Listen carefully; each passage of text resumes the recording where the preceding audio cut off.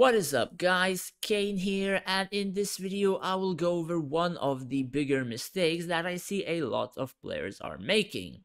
And most of the problem lies in most likely listening to the advice of the veteran players. Probably in the very late game, it is different than what it is in the early to mid game, and probably that is why some people assume that what happens late game should be better or stronger in the early game. And the thing is, this is not what happens, and in the end, it just ends up screwing that person for, I don't know, months, maybe weeks, depending on the severity of the damage in the hero researches. So, without further ado, the biggest problem is Rufio, and the reason for that is I have seen maybe more than 10 people level this hero to level 50, and thank God they have a reset button. More over that in a few minutes. So, why they raised this hero to level 50. There was a meta quite a while ago where this hero jumps into the backline, he can tear the entire backline apart, and usually that is how you win the matches. However, in most cases right now, this hero jumps into the backline and he is morale boost for entire enemy army. And how can you not make this hero be a morale boost for the enemy? Well, you need to spend a lot on a particular artifact, not the one that I'm showing, there is a specific other one. You need to make his prism level 8 or even 9, and it has to be a true emerald if I am not mistaken, so you'll need to spend Linari on that, as well as a lot of materials to get him going. You will need flawless, if not like core equipment, even Drake set to get this guy going. And then you're going to need him to be the highest level possible. You're going to need proper hero masteries on him. And then you're going to need hero research, which should look like my rogues and mechs on the gladiators. And that is still probably not going to be enough to get this hero going in early to mid game.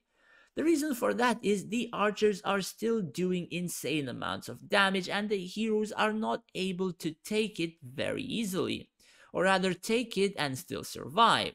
So, for example, I haven't raised my gladiator and paladin researches a lot yet because I'm still focusing on my rogues and mechs to finish up the 11, and I also finished the 12. After this is done, I'll probably get the 14 to 30. Or no, I won't even raise the 14, and then I will start upgrading a little bit of the general research and then a little bit of the gladiator and paladin. But I won't level this research to get Rufio going. The thing is, I need my gladiators to be able to tank the damage and not do the damage, so I will be leveling tier 8, tier 10 and not waste time on the damage part because, again, Rufio cannot survive the damage most backliners do and he will just be a waste of materials. And the thing is, if you waste so much on just one hero, and this hero is only used for PvP, and you don't raise nor mages, nor rogues, nor anyone else to top class, you're not going to win a lot of events where you can earn a lot of Linari.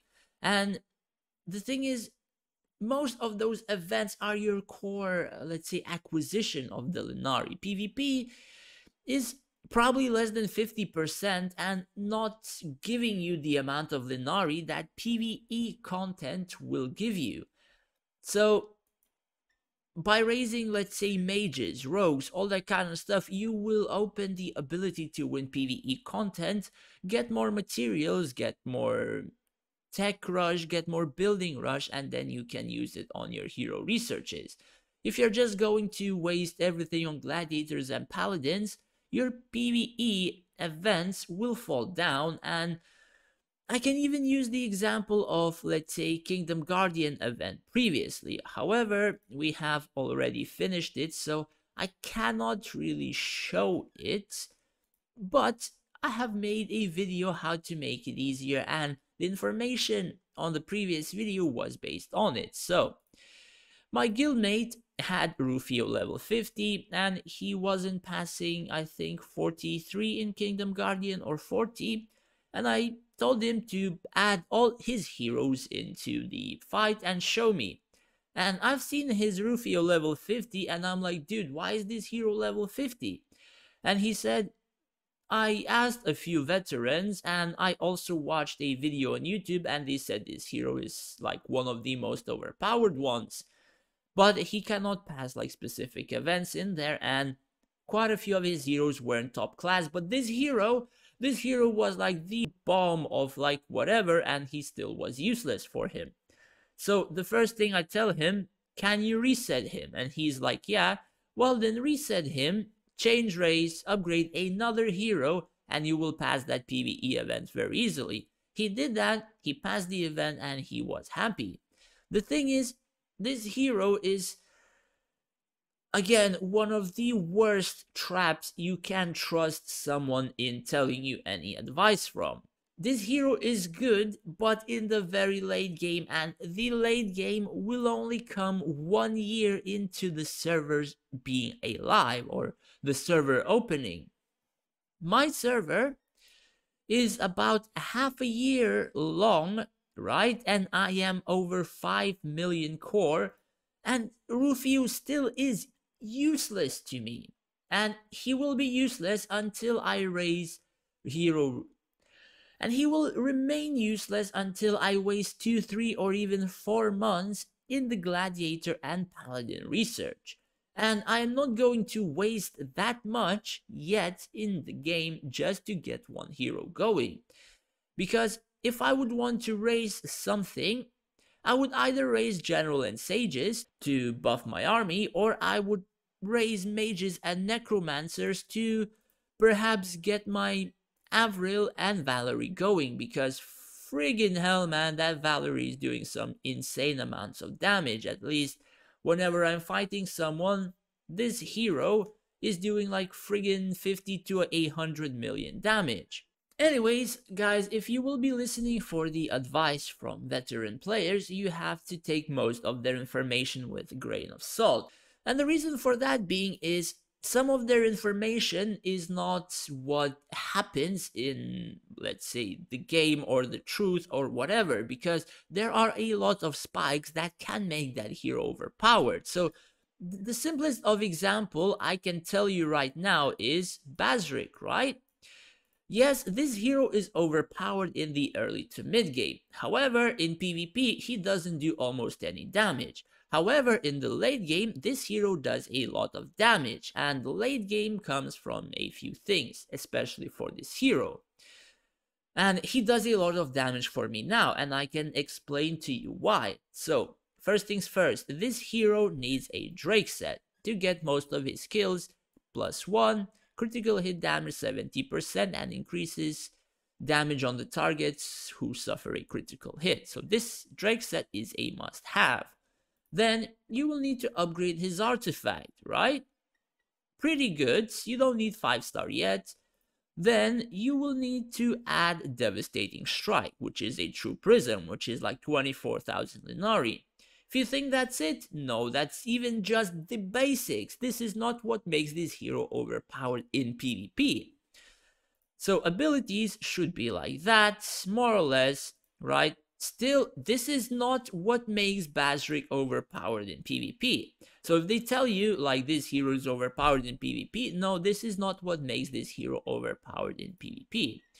So what makes this hero overpowered in PvP is the tier 8, let's say, hero mastery, which is might +20, and will be given a 12% physical penetration effect while dealing physical damage to a target, which can be stacked 4 times. This is what makes Basric overpowered in PvP, along with all the other buffs that I have showed you right now. I mean, hero research should be pretty gosh darn basic, that you need to level them pretty highly to for your hero to do decent amount of damage. But that is the thing, like if they tell you something is overpowered, it doesn't mean it's overpowered. It means it can reach that level, but to reach that level you need friggin' like thousands and thousands of Linari for that to happen, and it depends when it's happening, what level the hero is, and how good it will perform. And Rufio, in our case, is one of the useless heroes in the game currently and will remain useless for probably a few months longer.